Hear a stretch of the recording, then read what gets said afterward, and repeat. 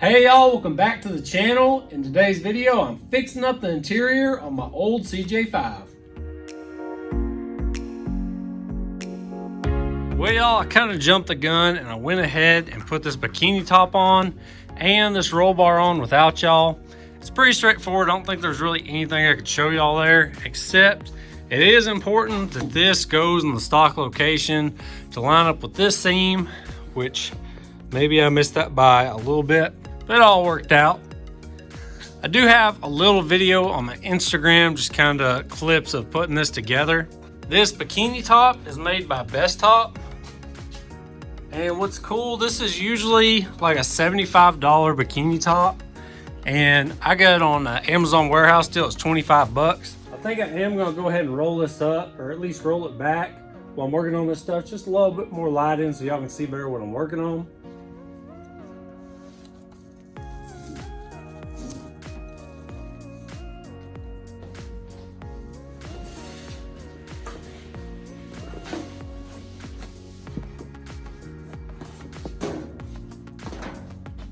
If I got a couple little straps or something, I could roll it up like right here on top. That wouldn't have to worry about taking it on and off.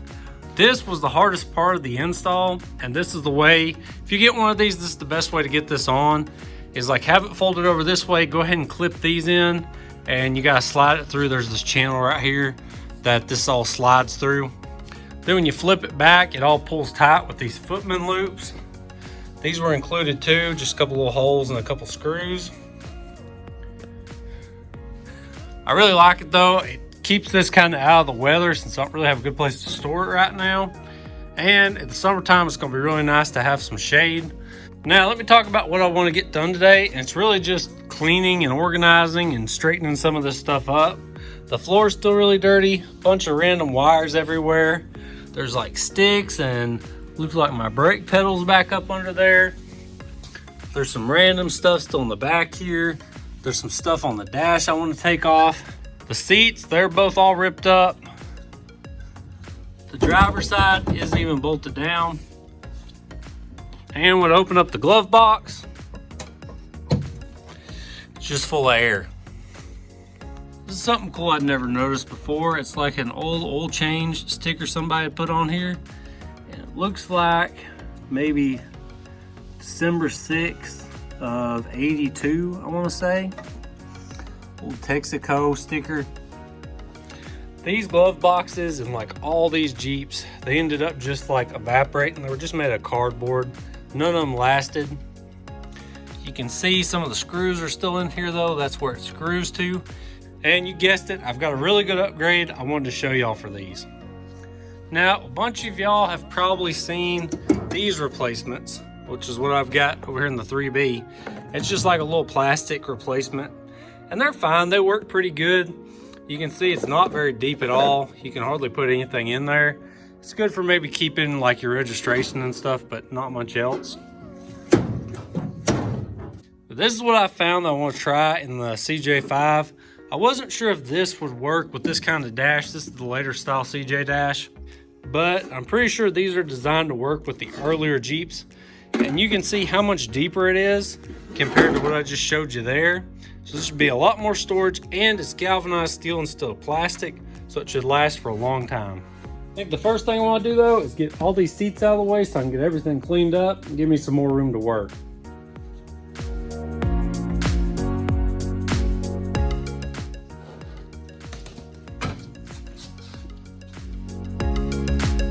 Them seats out of the way just makes it a whole lot easier for me to get to this mess. This is just like some old bows, I think, like stuff that goes to the soft top or that can be used with a soft top. Here's like an old piece of gas line or something I guess they were using. Random hardware. I want to say these might be body mount bolts that are just barely screwed in. Let's see what's going on with that. All kinds of dirt and junk. There's that pedal I thought was up under there. I'll have to put that back on. You can see like the old gas line here that goes up under there. This is where the tank should be mounted at. I need to go ahead and pull that boat tank out too for a minute. I hadn't noticed before, but I guess all this right here is just one big patch. Like the whole driver's side Maybe this right here is original, but it looks a little pitted.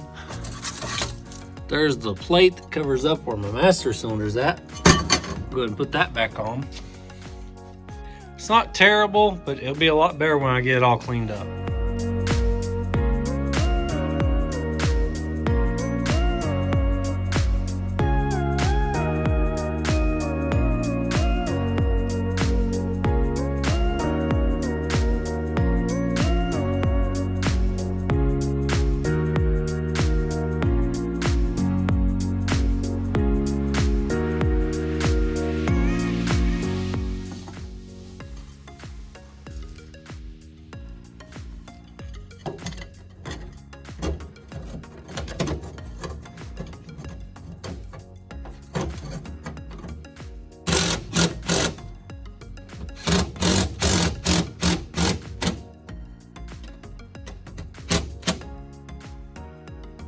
It's amazing what just a little bit of cleaning and getting rid of some clutter and stuff will do. Went in and threw the seats back in. I had some seat covers for them. I didn't like the way they looked, and I didn't think I could modify them to work. So I gotta figure out what I'm gonna do with my seats still. The floors are way cleaner though. I got rid of all them leaves and junk and all that old stuff. I found my little master cylinder cover plate. I got it screwed back on down there.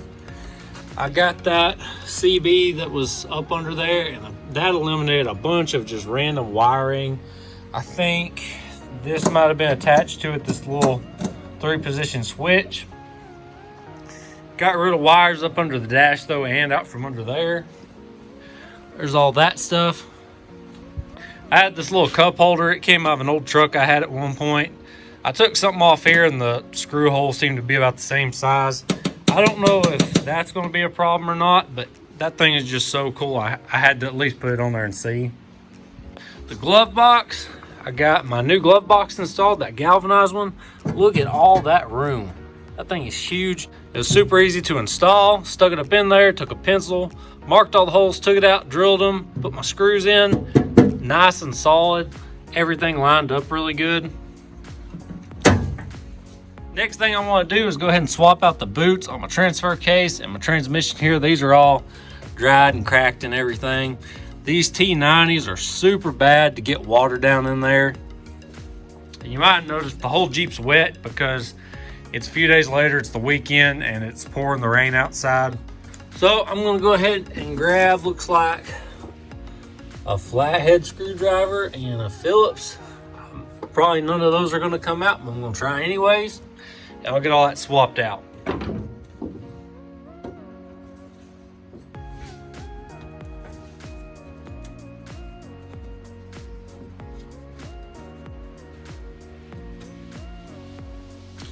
I'm going to tell you what, I didn't think there was any way in a million years that an old rusty flathead screw like that was going to come out.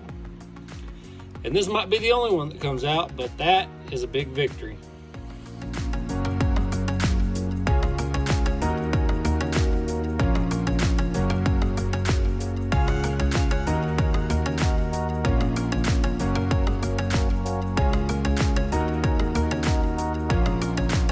I would have bet money that all 8 of them screws was not going to come out. I thought sure I was going to be drilling, welding nuts on or something. Every one of them come out. Now there's these little retaining plates that kind of sit on top of there.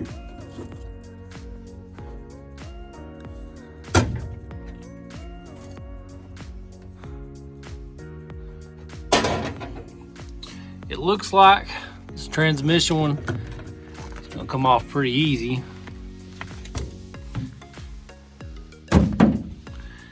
We'll see how this one does. Might end up having to just cut these right here.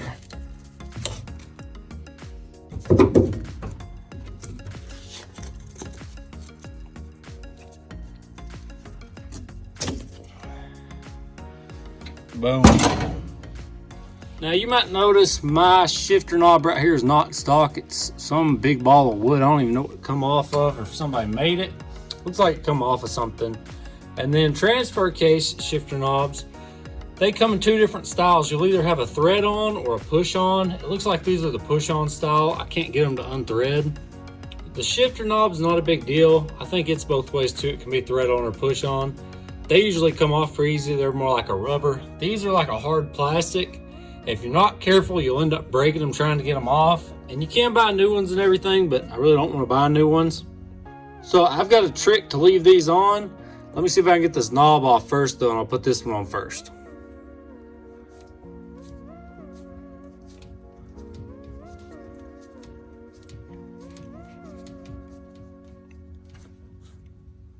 It looks like somebody just had that siliconed on there. It looks like there's a little set screw out there maybe I could use. I don't know if it was engaged or not. Here's my new boot. I'll go ahead and slide that on.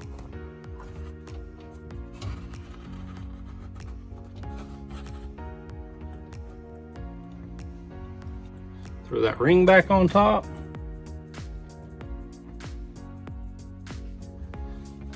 Like I said, this was pretty straightforward. This takes a little bit of a trick if you don't want to take these knobs off. So here's the new boot for the transfer case. You can see that right there is going to be a problem because this does not want to fit over that knob. The trick I've come up with is you can take just a cheap funnel. This is one of them Harbor Freight funnels you get in that big pack of them. And I'm going to like cut it off right up in here. And then just kind of down in here, just have this little bitty piece. And that is going to help me work this new boot over these knobs.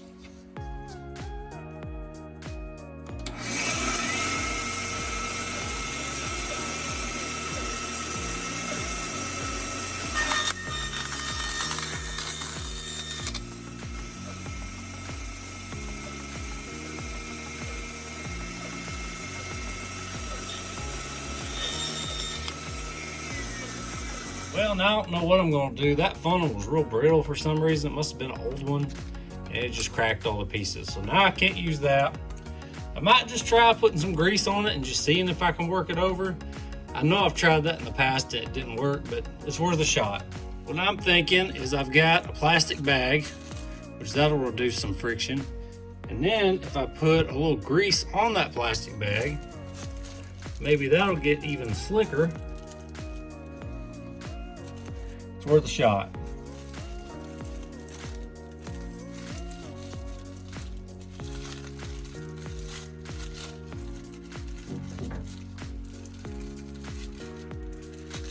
Beautiful. I actually think this might be better than using the funnel.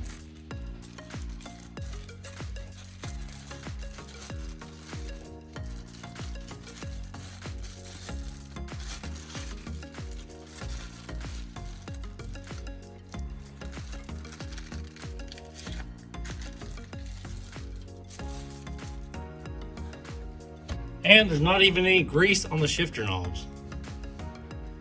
Go ahead and put the ring back on.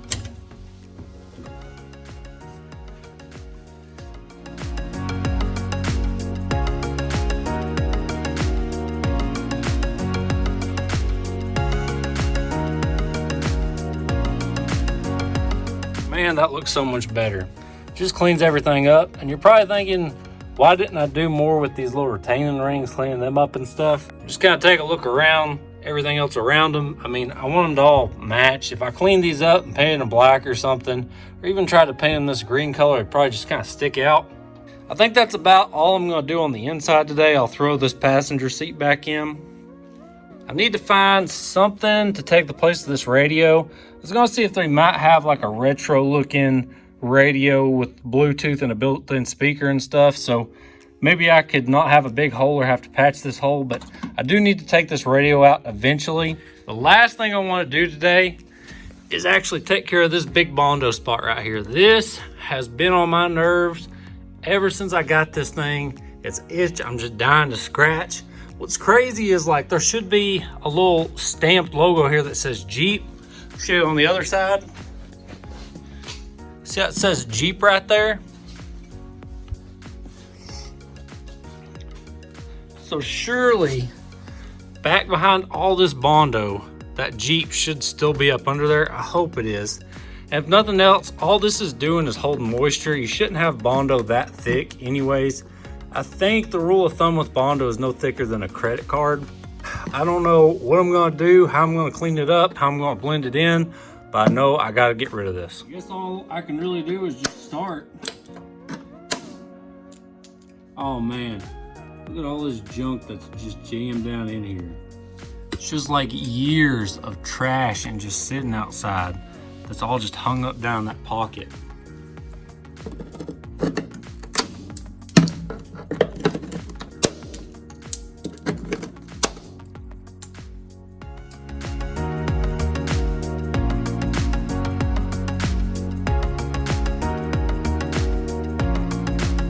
Man, what a mess. That got a lot bigger, a lot quicker than I thought it was going to. I did start getting up into where it says Jeep. It almost looks like somebody ground down where it said Jeep, like they tried to flatten it out. It really stinks. I don't know why you would do that. There's still some bare metal up under here though. So I don't know how long ago this was done. It does look like they scuffed it up, like maybe they did try. This down here is rotted out right where it meets the floor. There's a ton of moisture there. That was just holding so much water and dirt and junk. This does have a little wave to it. It's pretty pitted right here. So it does look like this is original sheet metal though. And there's that blue that I was talking about in earlier videos, the original color. Looks like that's original paint up under there. I think the best thing I can do right now, I might get the grinder, see if I can kind of feather some of this in, just kind of knock down the edges, maybe hit some of that rust. I wish I could get all this Jeep logo to come out, but this part is still pretty attached. That bondo don't want to come off very good. It is what it is.